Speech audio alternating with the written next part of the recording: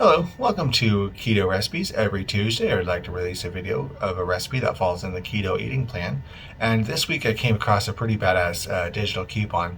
It was $2.99 a pound for the 2-pack bag of pork back ribs, I think they are. So it's like, and then I did the math, it's like $7 or $8 for a rack of ribs. I was like, yeah, that's happening. So I looked up a recipe online of a rib rub to use on the ribs because I bake them all the time, but I never really do anything fancy with them. I just usually do salt and pepper and garlic powder and powder on it. But I thought I'd look up a rib rub. Came across an Instant Pot recipe for ribs, and I thought that was pretty interesting because usually ribs take forever to bake. So I thought I'd try it out in the Instant Pot. It was a bit of a hassle to find a rib rub recipe that wasn't sugar, white sugar, brown sugar, purple sugar, orange sugar, round sugar, and sugar with sugar and sugar with sugar on it. But so I found a low carb rib rub to put in the and I thought I'd go with it. So let's do some ribs. And here it's all in it. Starting off with a rack of ribs, back ribs. 2 teaspoons of salt, 2 teaspoons of pepper, 2 teaspoons of paprika, 1 teaspoon of garlic powder, 1 teaspoon of onion powder, 1 cup of water, some barbecue sauce, and naturally a jar of queso to dip it in once it's done cooking. So let's go ahead and get started. I got all the seasonings in the dish there, so I'll go ahead and just mix it up.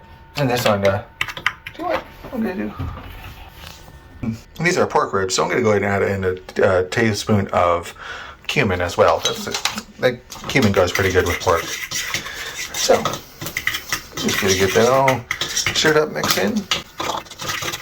And now I'm going to just rub that onto the ribs. The recipe said to do both sides, so I'm going to start with the bone side first and just kind of just put it on there and rub it in. Okay, got the meat side, got the bone side covered. Now I'll get the meat side covered. Okay, I had to use 2 hands, so I hope you don't mind that I didn't show the footage of me rubbing my pork. I made sure the tray is in the bottom of the dish, and I'm gonna put a cup of water in the pot there. Then I'm gonna put the ribs in. Okay, I got the meat in there with the meat side in, and I'll put the lid on. Make sure the latch is closed. Now I'm gonna put pressure cook for 25 minutes. Low pressure. Well, I'm gonna put it on high pressure for 25 minutes. It'll take a minute to get up to heat and up to pressure, and I'll let that do this thing. And meanwhile, I'm gonna put this rub into a plastic bag because I'll bet that's pretty good stuff on pork steaks as well. Okay, got to the end of the pressurized cycle. Now the recipe online said let that depressurize naturally for 15 minutes. While that's depressurizing naturally, I'm gonna set the oven to bake at 400 degrees. The recipe I get in the link below says to broil.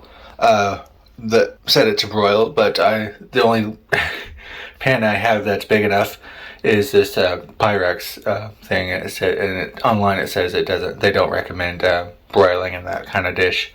So I'm gonna let it. And another recipe I came said to let it bake for about 15 minutes at 400. So I'm gonna get that depressurize and get that up to heat.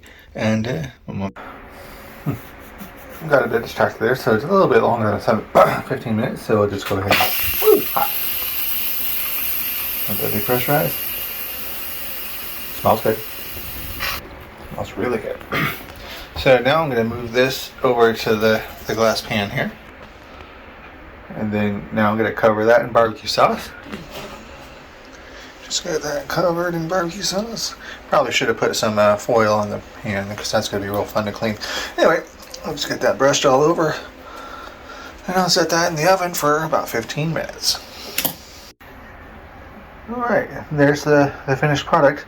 I'm gonna let it cool down a little bit before chowing down. But yeah,